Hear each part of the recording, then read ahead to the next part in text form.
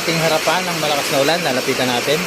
At siyempre, dadalhin natin yung ating masarap na black coffee. Ayan, mga kaibigan. Ano bang masarap gawin kapag malakas ang ulan? Ay, siyempre, magkape. Ayan.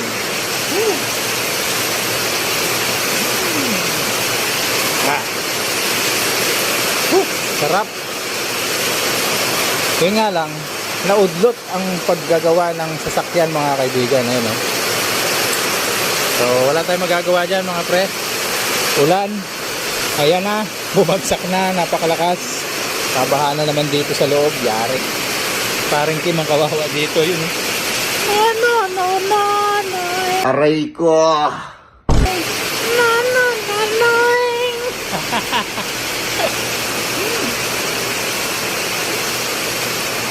Enjoy na lang natin ang tag-ulan. Pati manukot. Nanay.